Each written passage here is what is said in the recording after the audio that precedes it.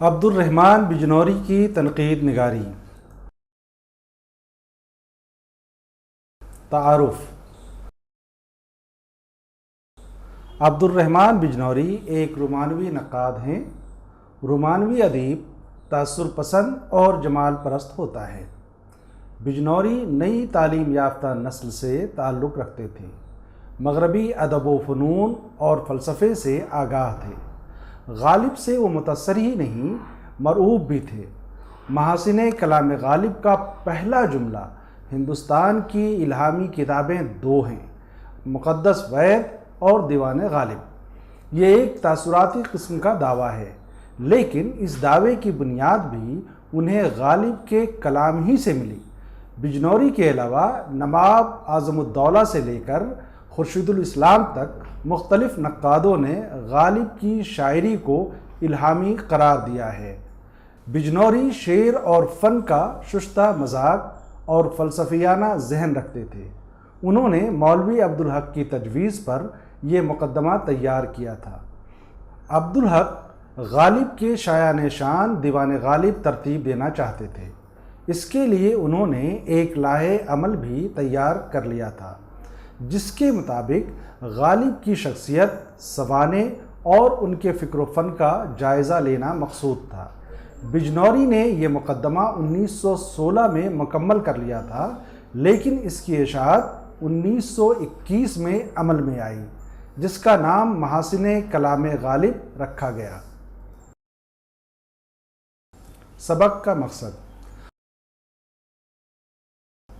عبد الرحمن بجنوری ایک رومانوی نقاد ہیں۔ طلباء کی آسانی کے لیے 4 ذیلی عنوانات قائم کیے گئے ہیں جو بجنوری کی تنقید کی تفہیم سے متعلق ہیں۔ ان سے ہمارے طلباء کو جو معلومات حاصل ہوں گی، اس کے بعد بجنوری کی تنقید کے عمل اور ان کے تصور نقد کو سمجھنا آسان ہوگا۔ محاسن کلام غالب کا پس منظر اور اہمیت۔ عبد الرحمن بجنوری کی رومانویت، مغربی فلسفہ و فکر کے اثرات، بجنوری کا اسلوب نقد۔ محاسن کلام غالب کا پس منظر اور اہمیت۔ عبد الرحمن بجنوری کا شمار ان اولین نقادوں میں ہوتا ہے جنہوں نے براہ راست مغربی ادب و فنون اور فلسفے سے استفادہ کیا۔ محاسن کلام غالب اس استفادے کی ایک واضح مثال ہے۔ دراصل غالب فہمی کی جو اینٹ حالی نے رکھی تھی اور اس پر یادگار غالب کے نام سے ایک بلند و بالا عمارت کھڑی کی تھی، وہ اتنی بلند کوش اور مروب کن تھی کہ اس کے بعد غالب کی شخصیت، شاعری اور ان کے ذہنی پس منظر کی طرف بہت کم توجہ کی گئی۔ جیسے حالی کے بعد حالی جیسا کام اب امر محال ہے۔ امداد امام اثر کی غالب شناسی ایک نکتہ چین کے تبصرے سے زیادہ اہمیت نہیں رکھتی۔ انہیں غالب کا کلام لطف غزلیت سے خالی نظر آتا ہے، لیکن وہ غالب کے منتخب کلام کے اس حصے کو مستحسن بھی قرار دیتے ہیں جس میں استعاروں اور اضافتوں کی بھرمار نہیں ہے۔ پھر ان کی نظر میں جو سوز و گداز، خزستگی، نشتریت، بلند پروازی، نازک خیالی، جلالت، تہذیب، شوخی غالب کے کلام میں ہے، باستثناء درد اور میر کسی استاد کے کلام میں نہیں پائی جاتی۔ اس قسم کے تاثراتی اسماء صفات سے ذہن میں غالب کی کوئی تصویر نہیں بن پاتی۔ ان تمام خوبیوں کی طرف شیفتہ سے لے کر نواب اعظم الدولہ اور محمد حسین آزاد تک سبھی نے وقتاً فوقتاً اشارے کیے ہیں۔ استدلال کے وزن سے سبھی آری ہیں۔ امداد امام اثر کا مسئلہ یہ ہے کہ انیس کے آگے انہیں اردو ہی نہیں، دوسری عالمی زبانوں میں بھی ان کا کوئی ہمسر دکھائی ہی نہیں دیتا۔ بجنوری سے پہلے صلاح الدین خدا بخش غالب کو آفاقی شاعر اور عبد الماجد دریابادی فلسفی شاعر قرار دیے جا چکے تھے۔ بجنوری نے محاسن کلام غالب میں غالب کو ایک اسطور بنا کر پیش کیا۔ اسی لیے ان کے خیالات میں علم و آگہی کے رنگ اور آہنگ کے ساتھ جذباتیت کی لے خاصی اونچی نظر آتی ہے۔ باوجود اس کے اکثر مقامات پر انہوں نے استدلال کے وزن و وقار کو قائم رکھنے کی بھی صحیح کی ہے۔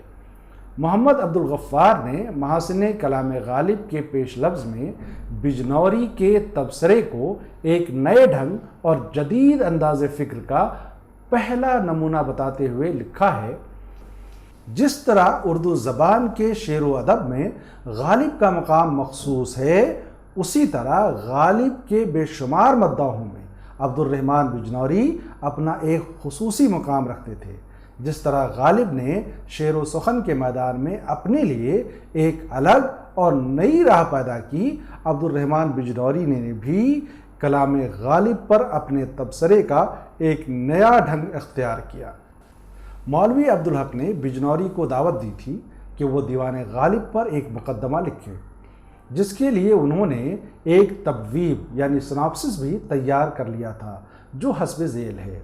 غالب کے طرز بیان کی جدت، غالب کی شاعری میں فارسیت اور فارسی شعراء کے اثرات، ایک فلسفی شاعر کے طور پر مغربی شعراء سے تقابل، اردو شاعری پر غالب کے اثرات۔ مولوی عبدالحق انجمن ترقی اردو سے وابستہ تھے۔ انہوں نے 1914 میں دیوان غالب کی اشاعت کا ایک بلند کوش منصوبہ بنایا تھا۔ اس کے لیے شبلی اور اقبال کے علاوہ اور دوسرے اکابرین کو غالب کی شخصیت، سوانح اور فن شاعری پر مضامین لکھنے کی دعوت بھی دی تھی، لیکن ان کا یہ خواب شرمندہ تعبیر نہیں ہو سکا۔ بجنوری نے 1916 میں عبدالحق کے منصوبے کے تحت مقدمہ لکھنا شروع کر دیا تھا اور بہت جلد اسے مکمل بھی کر لیا۔ 1918 میں وہ اس جہان فانی سے رخصت ہو گئے، لیکن ان کا مقدمہ زیر طباعت سے آراستہ نہ ہو سکا۔ پہلی بار انجمن کے سہ ماہی رسالے اردو بابت جنوری 1921 میں یہ شائع ہوا اور اسی سال کتابی شکل میں اس کی اشاعت بھی سامنے آئی۔ بجنوری نے مولوی عبدالحق کے درجہ بالا خاکے کو مد نظر رکھتے ہوئے شاعری کے فن میں غالب کی دستگاہی نیز غالب کی شاعری میں فلسفیانہ و متصوفانہ عناصر پر عالمانہ طرز کی بحث کی۔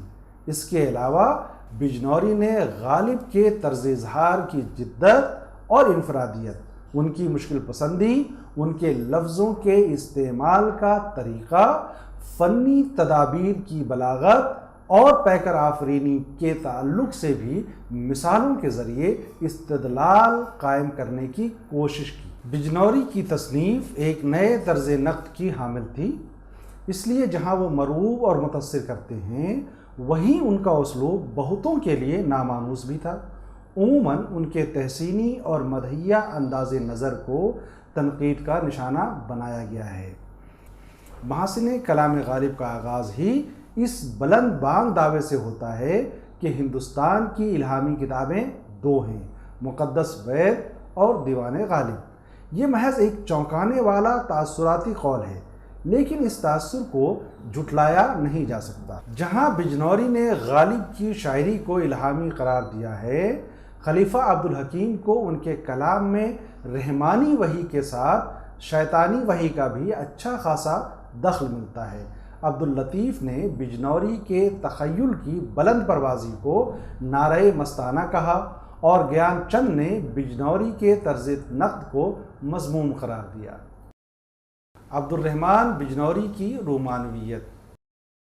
عبد الرحمن بجنوری کا دور رومانویت کا دور تھا۔ عبد الرحمن بجنوری، مہدی افادی، نیاز فتح پوری، قاضی عبدالغفار، سجاد حیدر یلدرم وغیرہ کی نسل نئے جوش اور جذبے کے ساتھ میدان ادب میں اتری تھی۔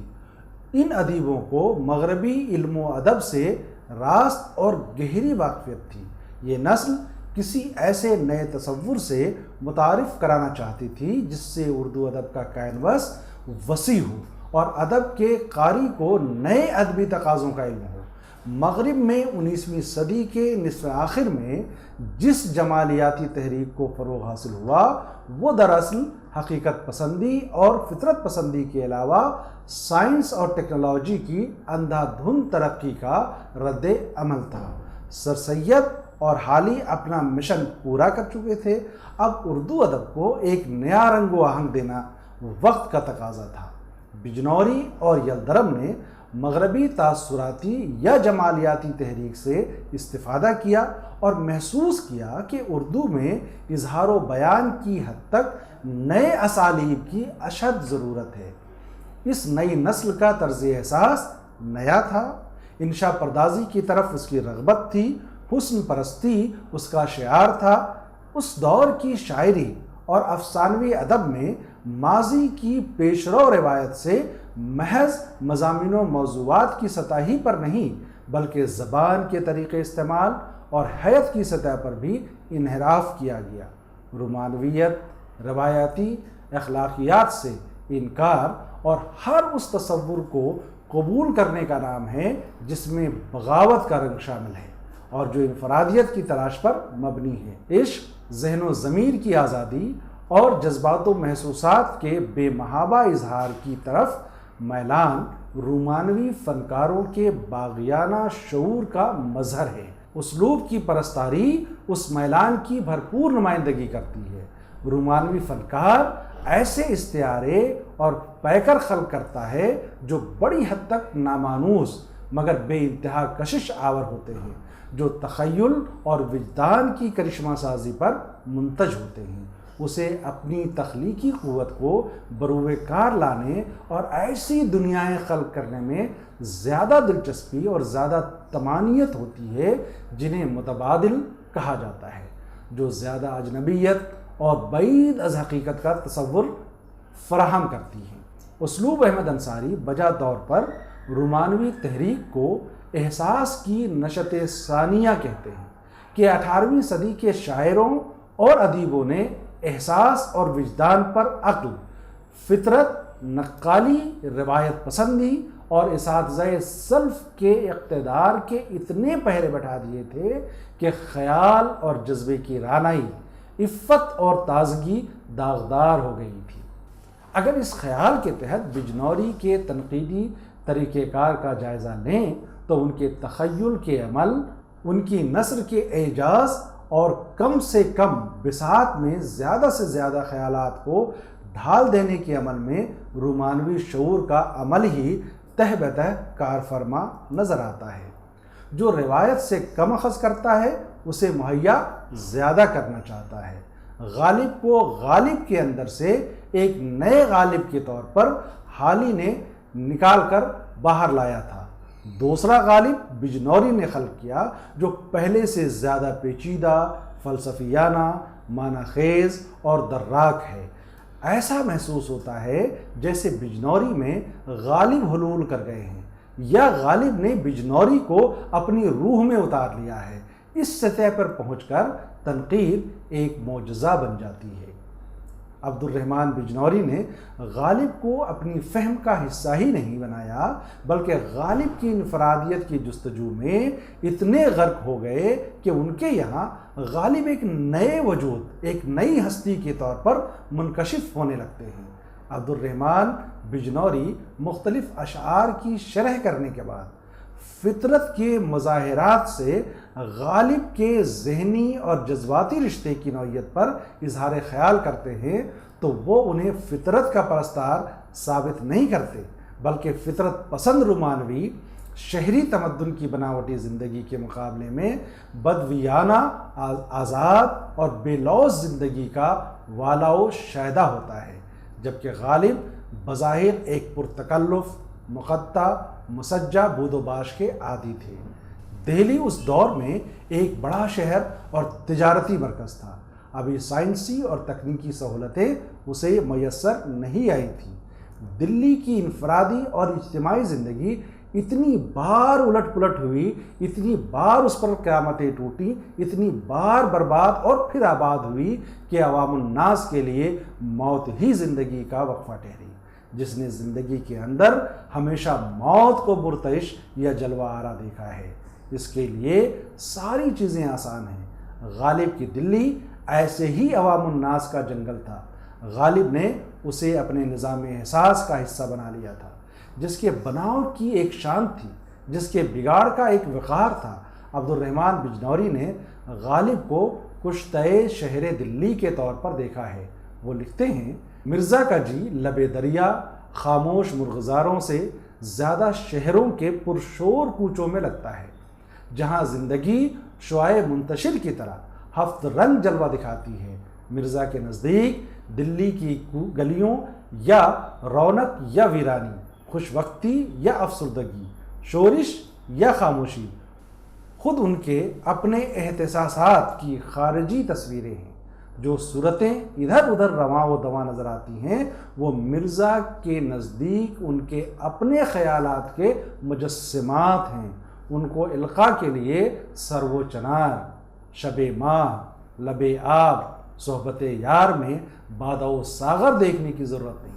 وہ اگر کسی بنتی ہوئی عمارت پر نصب شدہ جر ثقیل کا آہنی حلقہ بھی رسی میں آویزاں دیکھتے ہیں تو ان کو ایسا معلوم ہوتا ہے گویا سیمرغ اپنا چنگل آسمان سے تارے توڑنے کے لیے دراز کر رہا ہے۔ جن مظاہر قدرت کو مرزا دیکھتے ہیں اور شعراء یا تو ان کو عام خیال کر ان پر غور ہی نہیں کرتے یا ان میں اس درجہ شعریت نہیں پاتے کہ ان کی کیفیت کو اپنے کلام میں بیان کریں، اور اگر کرتے ہیں تو کامیاب نہیں ہوتے۔ بجنوری یہ نہیں کہتے کہ دلی کی گلیاں، وہاں کی رونقیں یا ویرانی، چہل پہل، افسردگی وغیرہ وہ خارجی تناظر ہے جس سے غالب کے وژن کی تشکیل ہوئی ہے، یا وہی ان کے لیے زندگی کا ساز ہے۔ بجنوری ایک دوسرا ہی غیر متوقع خیال قائم کرتے ہیں، یہ سب ان کے اپنے احساسات کی خارجی تصویریں ہیں۔ بجنوری نے کوئی دلیل قائم نہیں کی اور نہ کوئی ایسا تصور قائم کیا ہے جس کی بنیاد میں تعقل کار فرما ہے، بلکہ یہ خیال ان کے ذہن کی تخلیقی جہت کے ساتھ مشروط ہے اور جسے بڑی آسانی سے تخلیقی تنقید کے تصور سے وابستہ کر سکتے ہیں۔ بجنوری کا تخلیقی شعور بہت دقیق تھا۔ باریک چیزوں اور گہری محسوس کیفیتوں کو اجاگر کرنے اور بصارتی تجربوں کو بصیرت آمیز بنانے میں انہیں گہرا درک تھا۔ کسی معنی کو تفصیل دینے میں اکثر تفصیل بے لطفی کا اختیار کر لیتی ہے۔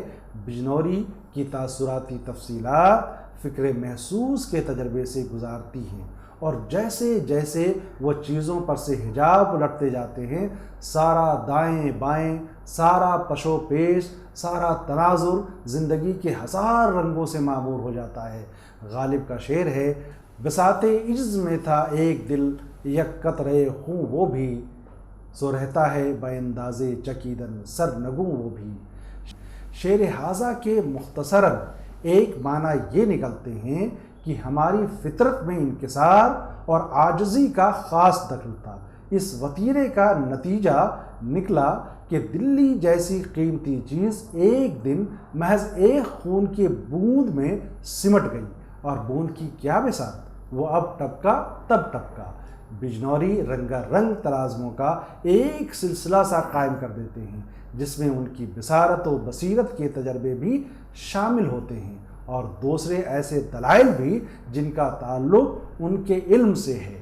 تنقید نگار کے وجدان کی سرگرمی کے بغیر علم نہ تو محسوس تجربے میں بدل سکتا ہے، نہ مشاہداتی حقائق نئے حقائق کا احساس دلا سکتے ہیں۔ بجنوری اس شعر کے تحت النفس تک پہنچنے کی صحیح کرتے ہیں۔ وہ کہتے ہیں، کہنا اور زوال رسیدہ عمارات میں آب و ہوا کے عام اور پہم اثر سے سنگ سفید اور سنگ موسیٰ کے ریختہ مربعات پر کائی جم جاتی ہے اور بعض اوقات پانی رسنے لگتا ہے۔ سیاہ و سفید شکستہ مرمر کی بالائی خشت سے قطرہ قطرہ آب گرتا رہتا ہے۔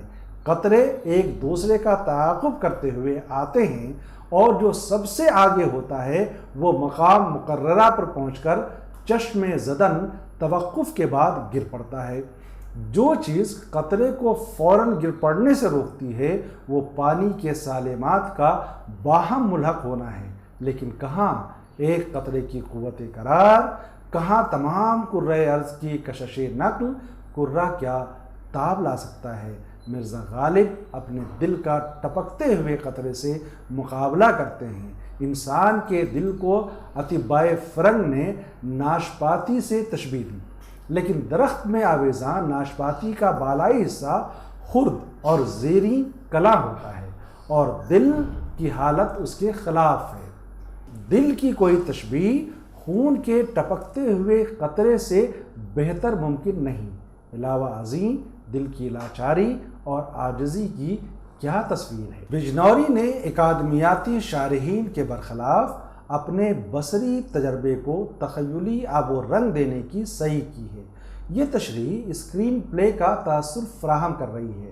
جز رسی کی یہ صورت بجنوری کے اس ذہن کی مظہر ہے جو تحت المتن سے غیر متوقع معنی و مضامین کی تلاش میں سرگرداں رہتا ہے۔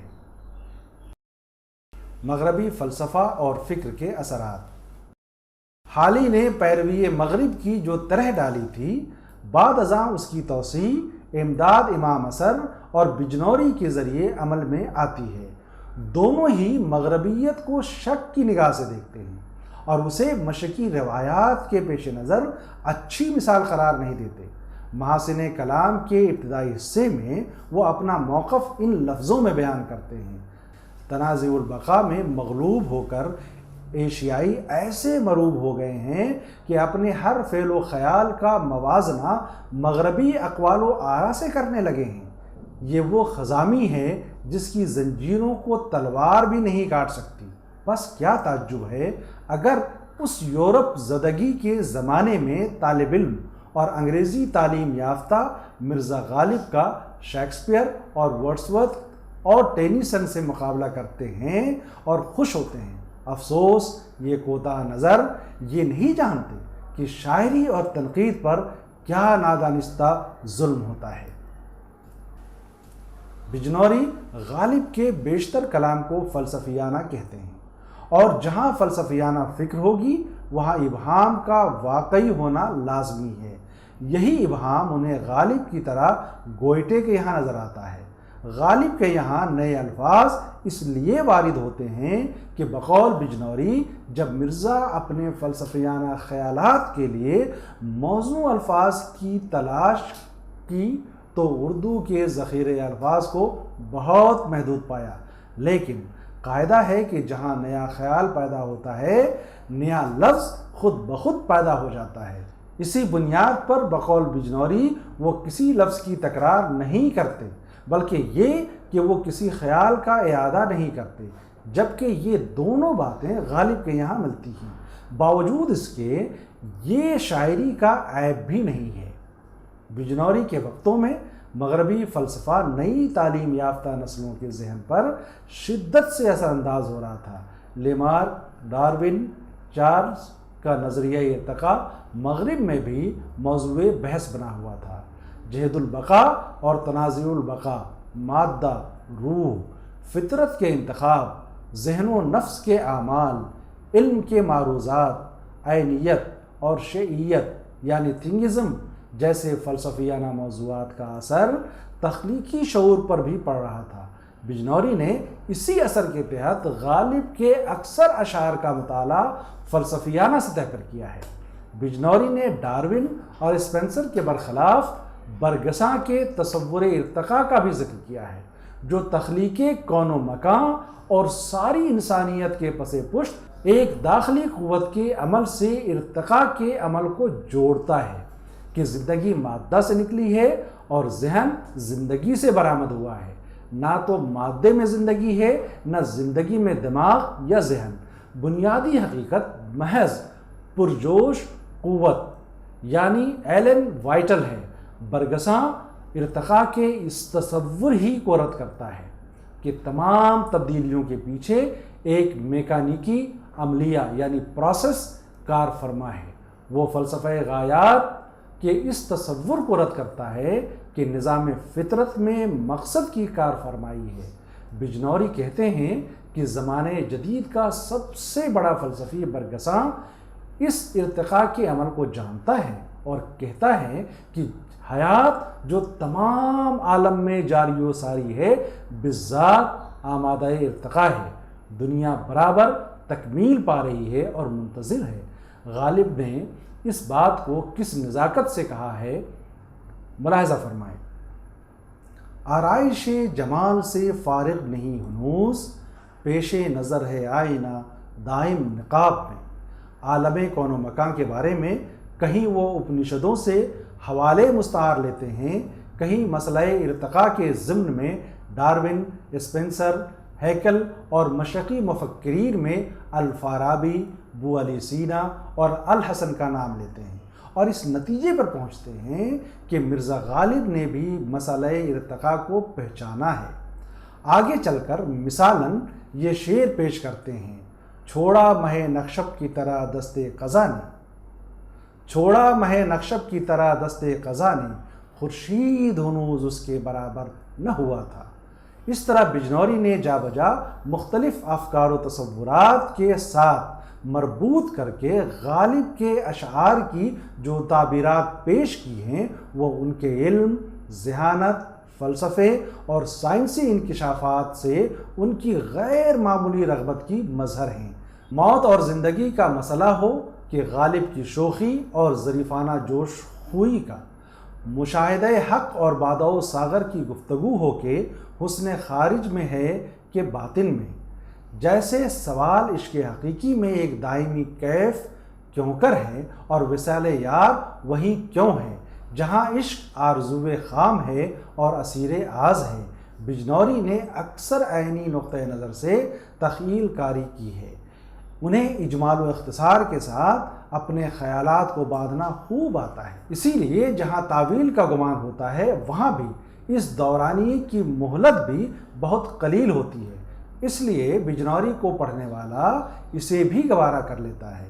بجنوری کا یہ ایک خاص طریقہ نقد ہے اور اس طریقہ نقد کا اپنا ایک خاص مقام ہے۔ بجنوری کا اسلوب نقد۔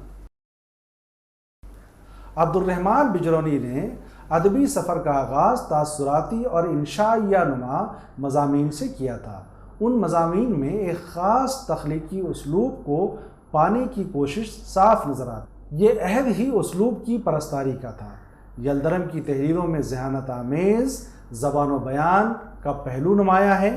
مخزن اور دلگداز جیسے رسائل میں اس قسم کی تحریریں پابندی سے شائع ہوتی تھیں۔ شرر کے مضامین میں گہرے، پیچیدہ اور فکر انگیز موضوعات کی تلاش بے سود ہے۔ ان کی ترجیح بھی لطافت خیال اور لطافت زبان پر تھی۔ سجاد حیدر یلدرم، مہدی افادی، سجاد انصاری، قاضی عبدالغفار کے علاوہ عبدالرحمن بجنوری کی تحریروں میں انداز بیان کی جو رانائی، حسن پرستی کا جو تصور، جذبات میں جو شدت اور خیالات میں جس پاکپن اور شگفتگی کا احساس ہوتا ہے، اس کی ایک نفیس رمق شبلی نعمانی کے یہاں پہلے ہی آشکار ہو چکی تھی۔ اس رمق کو بعد کی نسل نے شعلوں میں بدل دیا۔ اس نسل کے لیے مغربی جمالیت پسندی تحریک کے علاوہ شبلی بھی چشمہ فیضان کی حیثیت رکھتے ہیں۔ بجنوری کی تنقید میں خود بجنوری کی ذات اور شخصیت ایک پس منظر کا کام کرتی ہے۔ اسے تاثراتی کہیں، جمالیاتی کہیں، عالمانہ کہیں یا فلسفیانہ، اس کی اپنی ایک انفرادیت ہے، اور یہ انفرادیت وہ ہے جس کی نقل و نمائندگی بہت مشکل ہے۔ بجنوری ایک ماہر فن اور ایک فلسفی کے طور پر غالب ہی کا نہیں خود کا بھی تعارف کراتے ہیں۔ تنقید کا اسے عیب کہہ سکتے ہیں، لیکن اس عیب میں جو حسن پنہا ہے اس کی لذت سے وہی سیر ہو سکتا ہے جو خود بھی احساس جمال اور فلسفیانہ درک رکھتا ہے۔